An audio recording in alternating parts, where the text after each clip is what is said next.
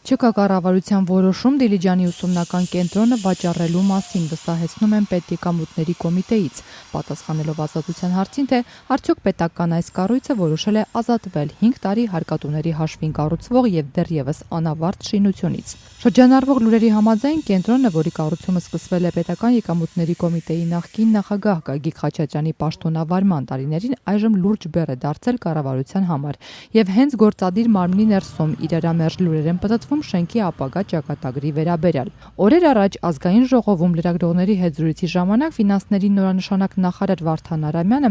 ասաց, թե քննարկվում է ուսումնական կենտրոնը վերաիմաստավորելու եւ լուծարելու հարցը։ Ավելի ուշ, սակայն, նախարարության լրատվության բաժնից հայտնեցին, որ ֆինանսների նախարարի բոլոր մեկնաբանությունները չեն վերաբերվել Դիլիջանի ուսումնական դպրոցին, այլ խոսել է Երևանի ուսումնական կենտրոնի մասին։ Ուշագրավ է սակայն, որ նախարարը այդ հայտարարությունները արել է Գագիկ Խաչատրյանի անվան եւ շռայլ ծախսերի վերաբերյալ լրագրողների հարցմանի պատասխան։ Իսկ այսօք այսինքն անիմաստ է ծախսը, պարոն Արամյան, Գագիկ Խաչատրյանը ստացվում է այդպես։ Բյուջեի գումարները նստվեցին դրա վրա։ Ես հետեւյալն ասեմ։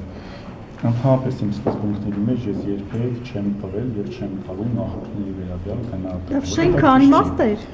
Դե ամենայն դեպս ես կարծում եմ, որ կարելի է ավելի խելամիտ մոտենալ յուրաքանչյուր հարկատուի գումարներին եւ մտածենք ինչ անենք, որպեսզի դա ավելի արդյունավետ։ Ուզում եք ասել, առանց այդ շենքի էլ հնարավոր է ուսումնական հաստատությունների հետ համագործակցել այդ ֆունկցիան կատարել։ Ես ուզում եմ ասեմ, ես այդպես եմ մտածում։ Կառավարությունը կրակն է ընկել այս շենքի ձեռքը Ազատության հետ զրույցում, ասաց Հայկական ժամանակ թերթի տնտեսական մեկնաբան Հայկ Գևորգյանը, որ վերջին 3 տարիներին ինտենսիվ հետևում է այս գործընթացին։ Հենց սկզբից էր պարզ, թե ինչի որ որևէ նպատակ նման շենքի չկա, ուղղակի ինչ-որ մեկի այսպես ֆանտազիաների իրականացում էր, մանկության երազանքի, ասենք այսպես ասած, բյուջետային նման ահռելի միջոցներ ընդ որում այն ժամանակ էր, որ Հայաստանում ուղղակի փող չկար, հա, կոպիտ ասած։ Պեկից հայտնում են, որ կպահանջվի եւս 380 միլիոն դրամ շենքը վերջնական տեսքի բերելու համար։ Նախնական ծրագրերով համալիրը պետք է շահագործման հանձնվեր դեռ անցած տարվա հուլիսի 1-ին։ Հայկ Գևորգյանը վստահ է, սակայն հարկատուների գրպանից դեռ շատ փող է ծախսվելու շենքի վրա։ Ժողովուրդը ասում է, հա, էշին նստելը մի այիբ է, իջնելը մի ուրիշ այիբ։ Իմ տեղեկություններով 360 միլիոն չի, այլ մոտ 700 միլիոն դոլար, մոտ 2 դրամ, մոտ 2 միլիոն դոլար դեռ պիտի ծախսվի շենքը ավարտուն տեսքի բերելու